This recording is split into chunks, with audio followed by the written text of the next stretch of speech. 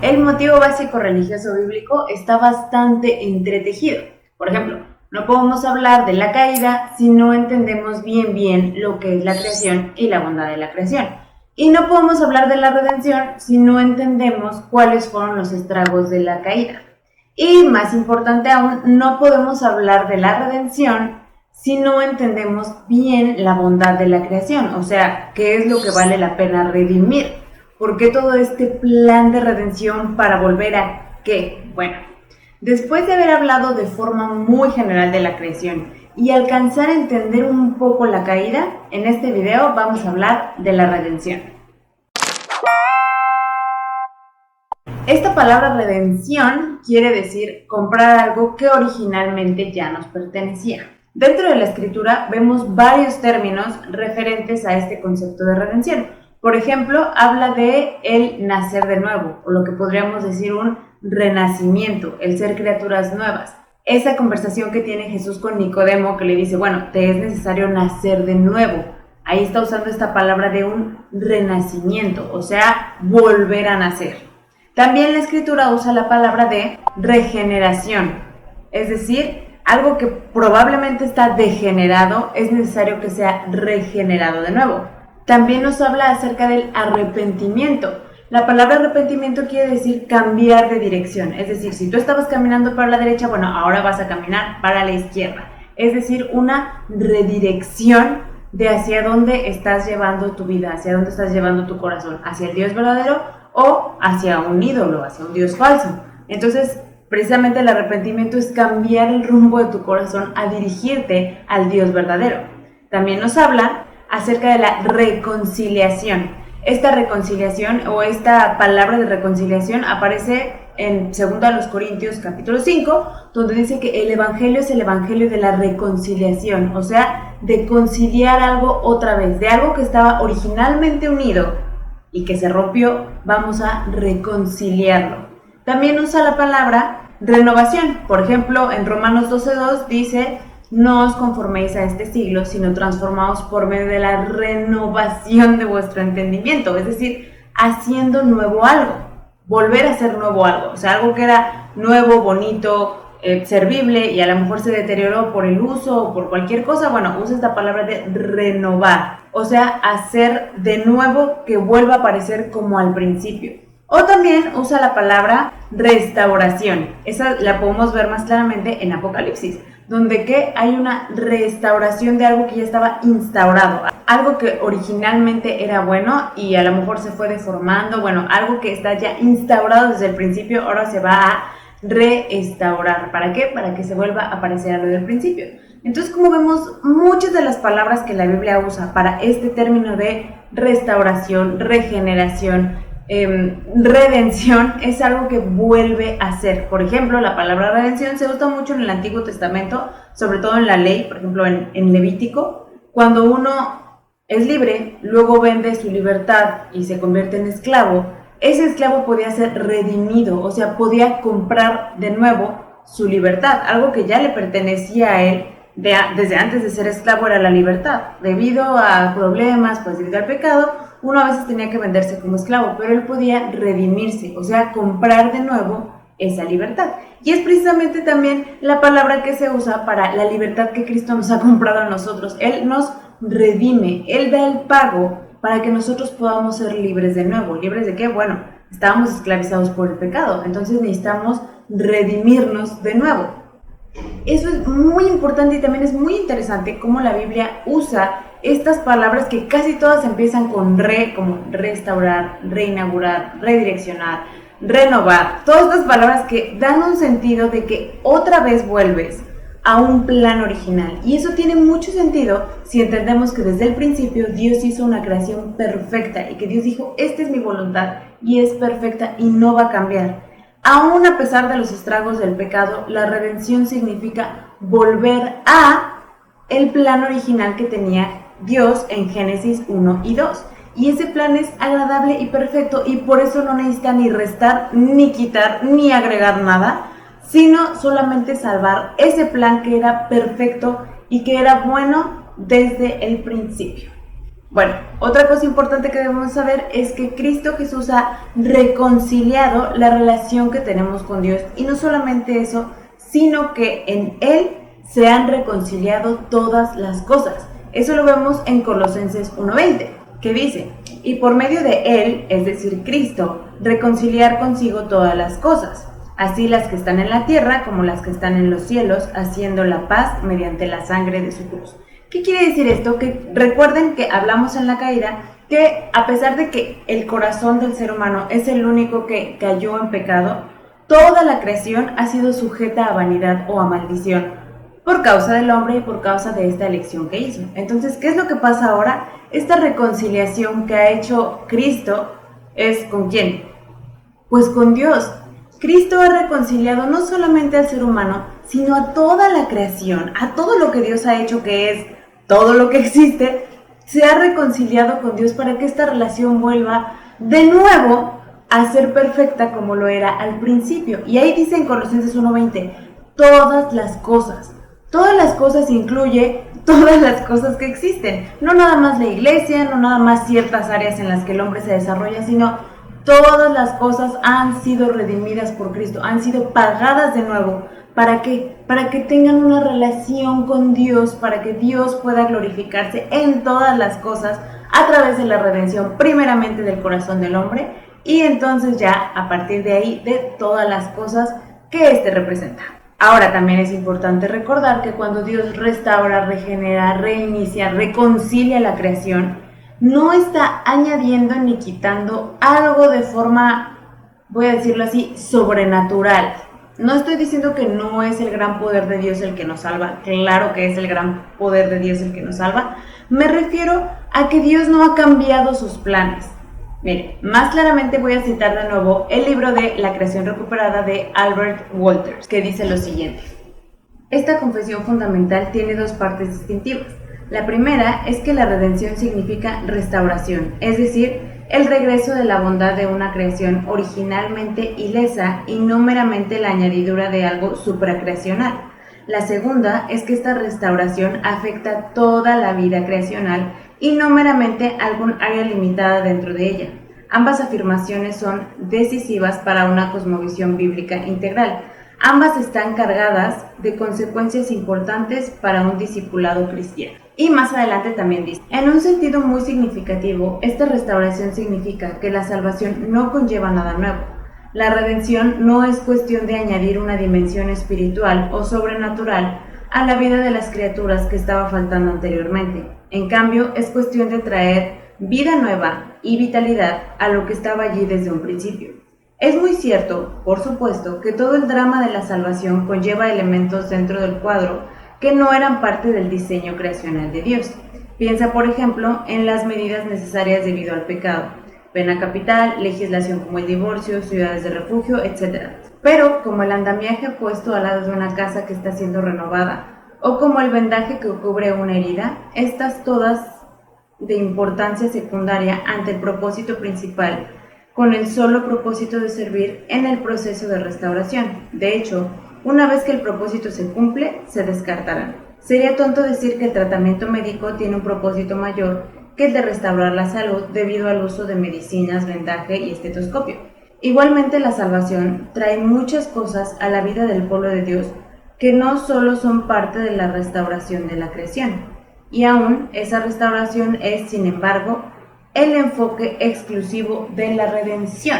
¿Qué nos está diciendo aquí Wolters? Nos está hablando precisamente de que la redención es verdad que va a traer ciertas cosas que no pertenecían como tal al plan original, pero es como un andamio afuera de una casa, el cual es necesario para terminar la restauración de esa casa. Pero una vez que esa casa termina siendo perfectamente como era originalmente, ese andamio ya no tiene razón de ser. Por otro lado, también es bueno aclarar que a la creación no se le va a agregar nada de lo que originalmente ya había sido decidido por Dios en Génesis 1 y 2. Muchos cristianos creen que la salvación o la restauración, por ejemplo, de nuestras almas se trata de irnos al cielo cuando moramos, o cuando sea el fin del mundo, irnos al cielo y entonces vivir de una forma la cual Dios no planeó desde el principio, como si bueno, ya vivimos en este mundo, ahora bueno, vamos a morir y vamos a irnos al cielo. ¿Y qué vamos a hacer en el cielo? Solamente Dios sabe, cantar toda la eternidad o tener alas y andar de nube en nube tocando el arpa, o esas ideas que tenemos, por cierto, bastante griegas o bastante persas de lo que es el cielo y el infierno, realmente están alejados del sentido de restauración que Dios tiene. Dios no va a poner nada nuevo ni quitar nada que no esté bien. Dios quiere, cuando resucitemos en la vida venidera, que la vida sea exactamente como lo había planeado con Adán y Eva. No me refiero a que vamos a regresar de nuevo al jardín del Edén y todos vamos a andar desnudos. Me refiero a que ese mandato cultural que Dios dio en Génesis 1 y 2 se va a seguir desarrollando, pero sin pecado. Recuerden que el principal objetivo de la restauración es la reconciliación. Hablábamos hace rato de lo que dice 2 Corintios 5, de el evangelio de la reconciliación. ¿Con quién? Con Dios. Esas son las buenas noticias. La palabra evangelio quiere decir buenas nuevas o buenas noticias. ¿Cuáles son las buenas noticias? ¿Cuál es el mensaje central del evangelio? No es, oye, ya no te vas a ir al infierno. Eso queda muy corto. No es, oye, te vas a ir al cielo. Eso también queda muy corto. ¿Por qué? Porque si ese fuera el propósito principal de la salvación, en el momento en que nosotros reconocemos que Jesús es nuestro Señor y nuestro Salvador, en ese momento caeríamos fulminados muertos. ¿Por qué? Porque ya se cumplió nuestro propósito de ser salvos del infierno. Sin embargo, el mensaje central del evangelio, o sea, esas buenas noticias es, hey, ya tienes comunión con Dios de nuevo. Las cosas ya pueden ser como debían ser antes. Ese es el hermoso mensaje del evangelio. Tú y Dios ya pueden tener comunión en Cristo. Tú y tu hermano ya pueden tener comunión en Cristo. Y tú y la creación ya pueden tener comunión en Cristo. Todo se restaura gracias a Cristo. Ese es el gran mensaje central del evangelio. Ahora, este mensaje que es central, este mensaje importante del evangelio tiene algunas implicaciones. Por ejemplo, nosotros ya siendo salvos por Cristo y representados por Cristo, ahora somos el cuerpo de Cristo. Nosotros somos los representantes de Cristo en esta tierra. Por lo tanto, ningún área debe ser ignorada o rechazada de parte de los cristianos para ir ahí a mostrar la redención que tenemos en Cristo. Nuestro corazón ha sido redimido en Cristo para ser como Cristo. Y entonces esa imagen que tenemos de Cristo en nosotros, que se está restaurando y santificando día con día, con esa autoridad y con esa imagen y con el llamado que tenemos en nuestras áreas, ir redimiendo todas las cosas para Dios en Cristo. Por ejemplo, en el área educativa, nosotros en la escuela representamos a Cristo. ¿Y qué es lo que debemos hacer? Dirigirnos a que todas las cosas glorifiquen a Dios. Dirigirnos a que tanto las materias escolares, el propósito de las materias escolares no es nada más obtener conocimiento, es obtener el conocimiento del verdadero Dios que se ha revelado en la creación. Y como maestros ya conocemos muchas leyes que se han descubierto en la creación, las cuales obviamente reflejan a Dios. Entonces nosotros estamos siendo la imagen de Cristo en esta área como maestros, no solamente obteniendo todo este conocimiento, sino dándolo a nuestros estudiantes y que ellos puedan rendirse a los pies de Dios y decir, wow, esto realmente es hermoso y por eso alabamos a Dios. Ya que no hay ningún área exenta de los estragos del pecado, por lo tanto no debe haber ningún área exenta de la necesidad de la redención de Cristo. Es importante entender que no hay ningún área secular, no hay nada que a Dios no le importe, no hay ningún área neutral, no hay ningún área en la cual Dios no pueda reclamar esto es mío. Eso lo hemos visto en videos anteriores. Y Dios lo que quiere es precisamente que se muestre su gloria en todas las áreas, en la política, en la educación, que es la que estamos viendo en la escuela, en el arte, en la cultura. En todos lados se debe ver presente la restauración de Cristo. Muchos cristianos, por ejemplo, en la iglesia hemos enfatizado mucho la restauración de Cristo, y claro que sí. El hecho de ser salvos, el hecho de que nuestros pecados sean perdonados, el hecho de que tengamos una comunión unos con otros es muy importante, pero es exactamente igual de importante que tener una política escritural, por ejemplo. Es exactamente igual de importante que tener un currículum cristiano. Es exactamente igual de importante que las familias en Cristo se rindan a Él. En todas las áreas de la vida se tiene que ver esta redención. Hacemos mucho hincapié en la iglesia, hacemos mucho hincapié en el área moral, como no decir groserías, no tomar, no fumar, no ir a bailar. En el área moral estamos muy bien encaminados, pero la redención en Cristo se debe ver en las demás áreas de la vida, no solamente en la iglesia, no solamente en el área moral de nuestra vida, sino en todo lugar donde el ser humano obre, en todo lugar donde el ser humano esté parado, ahí debe verse esta redención. ¿Cómo es posible esto? Bueno, debemos llenarnos de la palabra de Dios, del Espíritu Santo, como teniendo la Escritura en nuestro corazón grabada para entonces entender la dirección. Ok, esta área está deforme, el área educativo está muy manoseada por el pecado, tiene una influencia humanista muy grande. Bueno, vamos a redireccionarla. ¿A qué dirección? Ahí tenemos la palabra de Dios para encontrar la dirección que el área educativa debe tomar. En Jeremías 15:19 lo está diciendo Dios a Jeremías: si te convirtieres, yo te restauraré, y delante de mí estarás. Y si entresacares lo precioso de lo vil, serás como mi boca. Conviértanse ellos a ti, y tú no te conviertas a ellos. Este pasaje es de verdad hermoso porque nos está diciendo, fíjense, entresacar lo precioso de lo vil. Esto quiere decir que en muchas áreas de la vida vamos a ver cosas viles. Aquellos que tengan un llamado a la política, créanme, van a ver cosas muy feas. Los que tenemos llamado a la educación, vemos cosas feas de por sí, o sea, todo este tipo de educación que se está dando, y más la educación que viene ahora muy progresista, vemos cosas viles, vemos cosas feas, pero nuestro llamado no es a huir de ahí. Nuestro llamado es a entresacar lo precioso, esas gemas hermosas dentro de lo vil, que ahí están, sin convertirnos a esa vileza, sino que esa vileza se vaya regenerando como nosotros ya lo hicimos gracias a Cristo Jesús. Y algo muy hermoso que dice el pasaje: si logras hacer esto, tú vas a ser como mi boca. O sea, nosotros vamos a ser como la mismísima palabra de Dios, es decir, como Cristo. Todo esto se va conectando.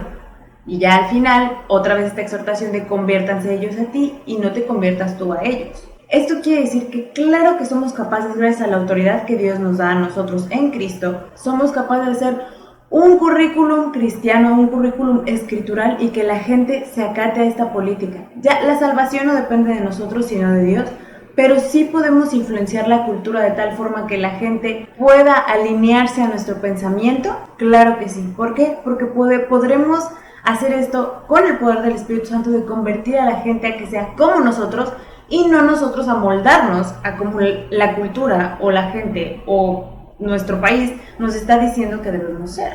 Para terminar, quisiera que recordáramos 3 cosas de este video. Número 1, la redención es volver al plan original, agradable y perfecto de Dios.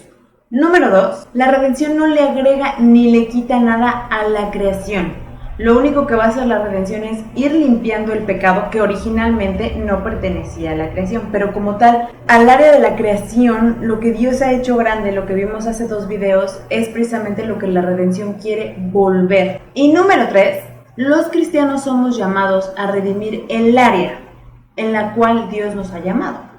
El político a la política, el doctor a la medicina, el maestro a la educación, el artista al arte y la cultura, los ingenieros a la ingeniería, y tantas otras áreas en las cuales los cristianos somos llamados. Los únicos llamados no son los pastores, los únicos llamados no son nada más los que sirven en la iglesia. Todos somos llamados a áreas diferentes. Todos debemos servir en áreas diferentes. Si todos sirvemos en la iglesia, no podemos desarrollar el cuerpo de Cristo y todos los dones correctamente. Ahí digamos que crecen como enanos. Debemos realmente entender que toda la iglesia es llamada a servir en la iglesia, pero como organización, no como institución.